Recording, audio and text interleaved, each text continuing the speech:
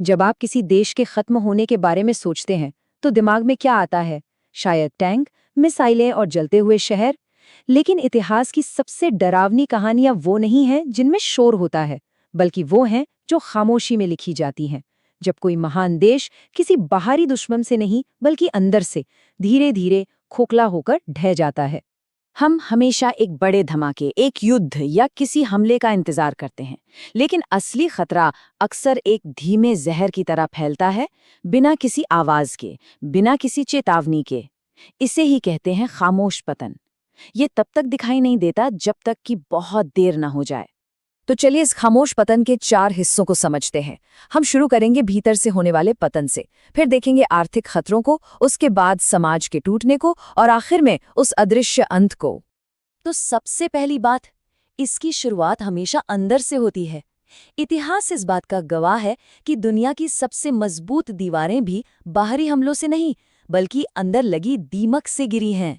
जरा महान रोमन साम्राज्य को ही देख लीजिए। सदियों तक दुनिया पर राज करने वाला ये साम्राज्य किसी एक जंग में हार कर खत्म नहीं हुआ। नहीं, इसका पतन धीरे धीरे कई सालों तक चला।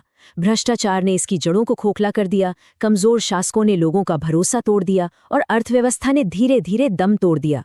बाहर से सब ठीक लग रहा था, जबकि अंदर ही अंदर सब कुछ बिखर रहा था। अब बात करते हैं उस पहले अदृश्य दुश्मन की जो किसी भी देश की रीढ़ की हड्डी तोड़ सकता है, और वो है पैसा। जरा सोच कर देखिए, कोई बम नहीं गिरता, कोई गोली नहीं चलती, लेकिन लोगों की जिंदगी भर की जमा पूंजी अचानक सिर्फ कागज के टुकड़े रह जाती है। यही है आर्थिक पतन। जब पैसा अपनी कीमत खो देता है तो समाज अपनी स्थिरता खो देता है, सब कुछ बिखरने लगता है। और ये जो महंगाई है ना, ये सिर्फ कीमतों का बढ़ना नहीं है। नहीं, ये वो दीमक है जो लोगों की मेहनत की कमाई को, उनके भविष्य के सपनों को और पूरी व्यवस्था पर उनके भरोसे को अंदर ही अंदर खा जाती है। और ये होता कैसे है? ये एक बहुत ही खतरनाक साइकिल है। सरकारें अपनी गलतियों को छुपाने के लिए और ज्यादा कर्ज लेती हैं, फिर उस कर्ज को चुकाने के लिए और नोट छापती हैं। इसका नतीजा, पैसे की कीमत तेजी से गिरती है और लोगों का अपनी ही सरकार और अपनी ही करेंसी से भरोसा उड़ जाता है। बस खेल खत्म।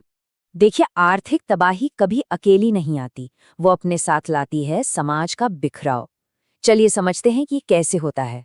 तो सबसे जरूरी बात यह है कि जब नेता लोगों के सेवक होने की बजाय खुद के मालिक बन जाते हैं, तो समझ लीजिए देश की आत्मा मरने लगती है।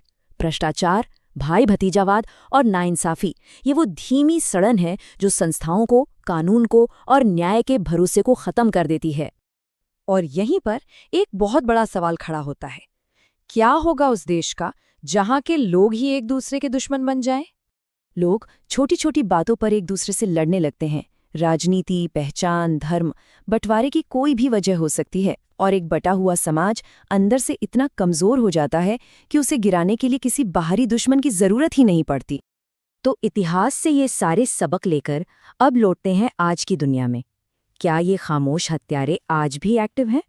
बिल्कुल हैं, बस उनके हथियार और तरीके बदल गए हैं।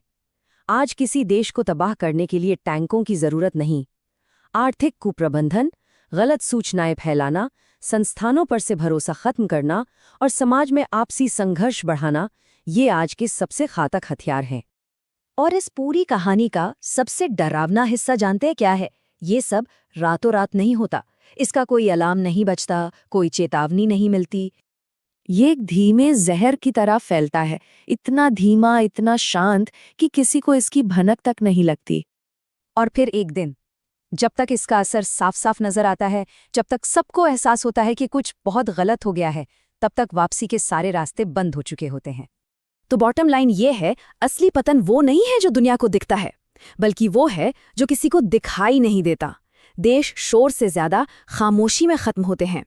और ये पूरी बातचीत हमें एक आखिरी और शायद सबसे जरूरी सवाल पर लाकर छोड़ती है। क्या अपने भविष्य को बचाने के लिए हमें इतिहास में छिपी इन खामोश चेतावनियों को सुनना ही होगा? अगर इस विश्लेषण ने आपको सोचने पर मजबूर किया है, तो इस पर अपनी राय जरूर दें। नीचे कमेंट्स में बताएं कि आप क्या सोचते हैं, और ऐसे ही मुद्दों को गहराई से समझने के लिए हमारे साथ जुड़े रहें, क्योंकि शायद अतीत की खामोशी को समझना ही भविष्य के शोर से बचने का एकमात्र रास्ता है।